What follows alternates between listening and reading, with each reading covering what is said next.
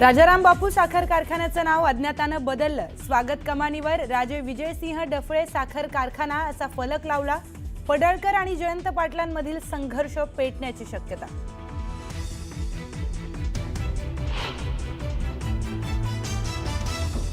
नागपूर पदवीधर मतदार संघ परत मिळवण्यासाठी भाजपकडून जोरदार मोर्चे बांधणी। उमेदवारी सुधाकर कोहळेंना मिळवण्याचे मुख्यमंत्र्यांकडून संकेत, तर मतदार संघ राखण्यासाठी काँग्रेसची जोरदार तयारी।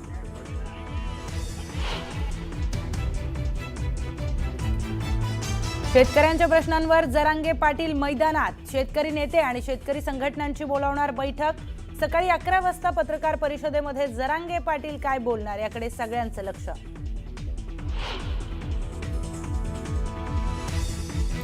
कापूस सोयाबीन हमीभाव खरेदी केंद्र लवकरच सुरू करणार। मुख्यमंत्री देवेंद्र फडणवीस यांची घोषणा। हमीभाव मिळत नसल्यास सोयाबीन कापसाची विक्री करू नका, शेतकऱ्यांना आवाहन।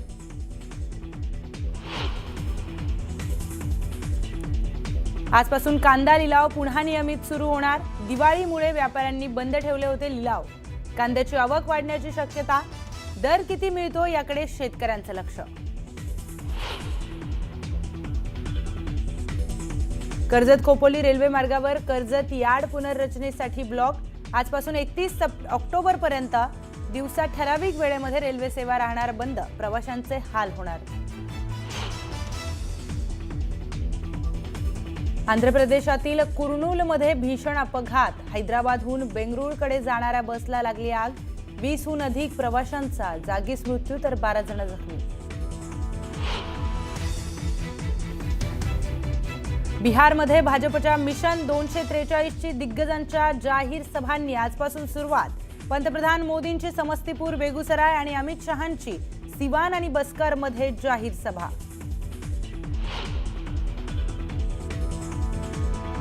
संपूर्ण देशभरात SIR लागू करण्याचा ऑक्टोबरच्या शेवटी निर्णय होऊ शकतो। बिहार मॉडेलप्रमाणे 3 महिन्यांमध्ये संपूर्ण प्रक्रिया होणार पूर्ण।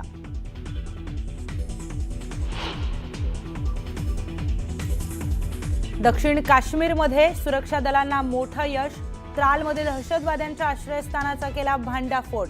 मोठ्या प्रमाणावर शस्त्रसाठा जप्त।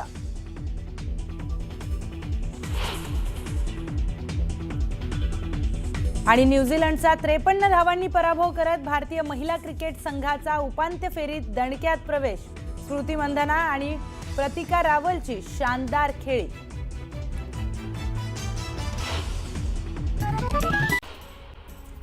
मुंबई महापालिका जिंकण्याचा ठाकरेंचा निर्धार त्यांनी केलेला आहे। ठाकरेंच्या शिवसेनेचा 27 ऑक्टोबरला निर्धार मेळावा होणार आहे।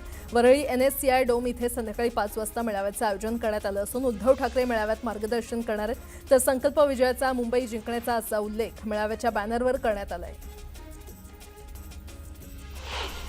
रवींद्र धंगेकर यांच्यासोबत मी स्वतः बोलणार आहे, अशी प्रतिक्रिया उदय सामंत यांनी दिली। फक्त धंगेकरच नाही तर महायुतीतील इतर पक्षांनाही तोच क्रायटेरिया लागू असला पाहिजे, असंही सामंत म्हटले।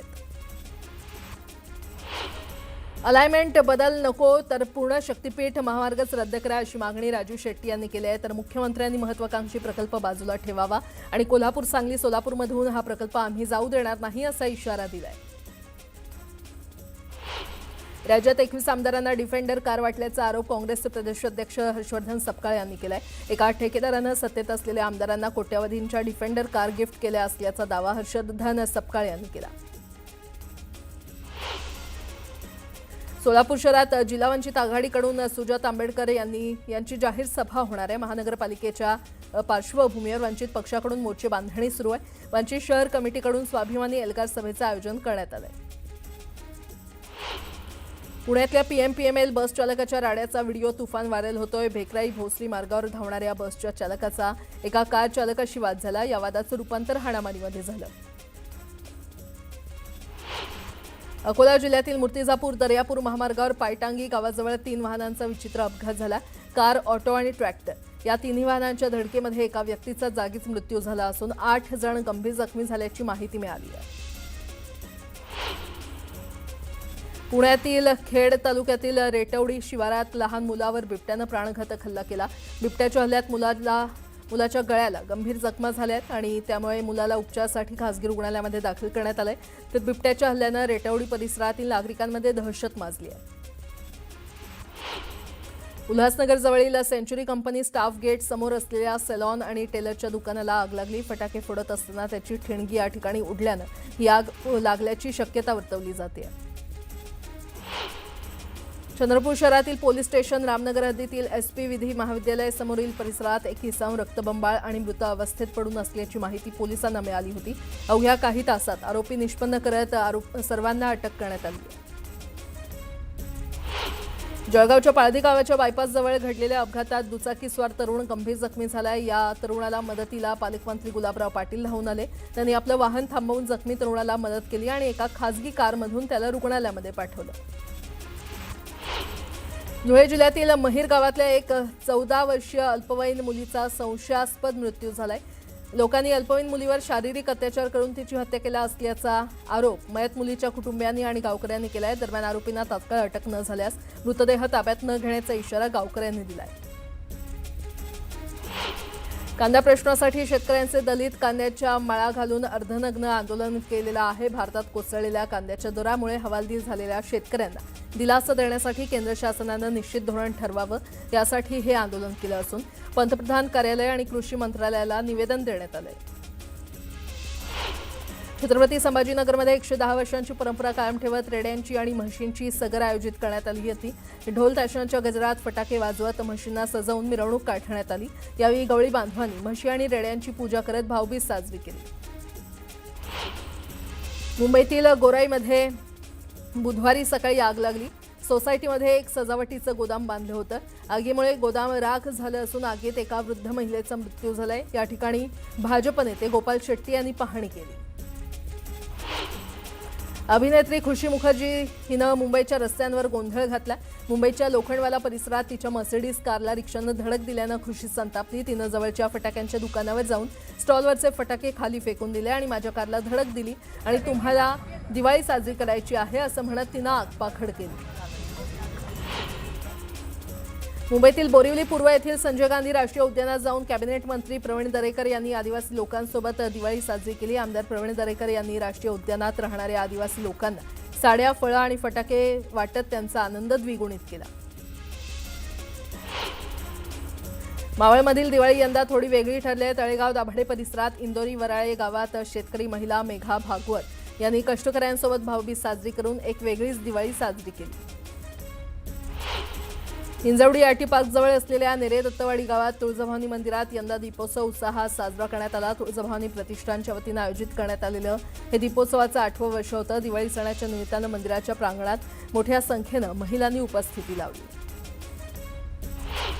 पंढरपूरच्या श्री विठ्ठल रुक्मिणी मातेला भाऊबीज निमित्त प्रथा परंपरेप्रमाणे अलंकार परिधान करण्यात आले. श्री विठ्ठल रुक्मिणी मातेचं पारंपरिक अलंकारातील रूप अत्यंत मनमोहक दिसून येत होतं आणि यामुळे मोठ्या संख्येनं विठ्ठल भक्त दर्शनासाठी मंदिरात हजेरी लावत होते. नागपुरात दिवाळीनिमित्त किल्ले बनवण्याची स्पर्धा आयोजित करण्यात आली. आजच्या पिढीला शिवकालीन इतिहास कळावा म्हणून निशांत महात्मे या कलाकारानं काल्पनिक सक्षमगड किल्ला साकारलाय. अत्याधुनिक पद्धतीनं साकारण्यात आलेल्या या किल्ल्याच्या भोवताली समृद्धी महामार्गाप्रमाणे शिवसमृद्धी महामार्ग तयार करण्यात आलाय.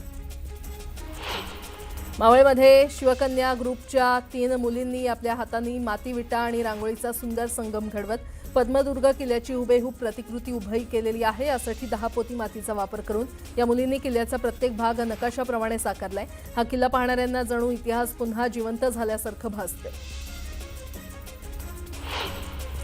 सिंधुदुर्ग मालवणचे ग्रामदैवत श्री देव रामेश्वर आणि श्री देव नारायण यांचा ऐतिहासिक पालखी सोहळा उत्साहात पार पडला. या पालखी सोहळ्याला मालवणचे माजी आमदार वैभव नाईक यांनी हजेरी लावली.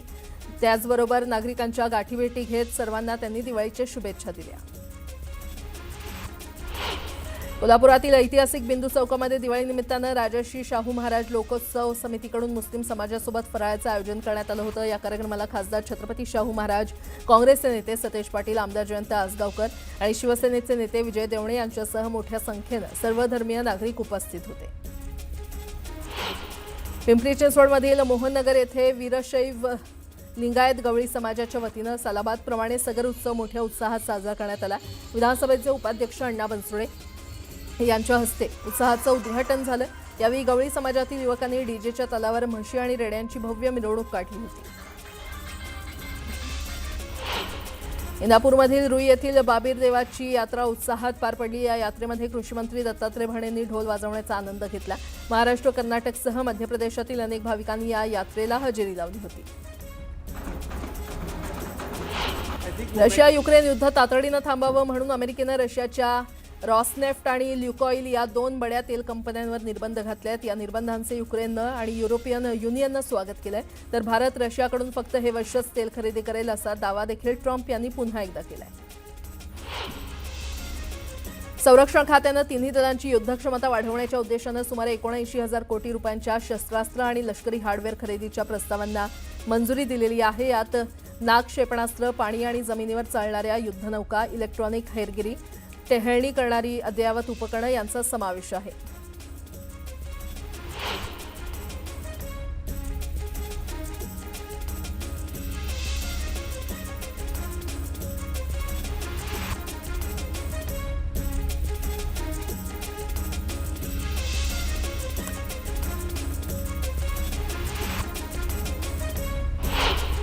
भारतीय संघानं यजमान ऑस्ट्रेलियाविरुद्ध सलग दुसरा एकदिवसीय सामना गमावला। यासह भारतानं 3 सामन्यांची मालिकाही गमावली आहे। मात्र या सामन्यात हिटमॅन रोहित शर्मानं आपला जलवा दाखवलाय। त्यानं एकदिवसीय क्रिकेटमध्ये सर्वाधिक धावा काढणाऱ्या भारतीयांमध्ये 3रं स्थान मिळवताना सौरव गांगुलीला मागे टाकले।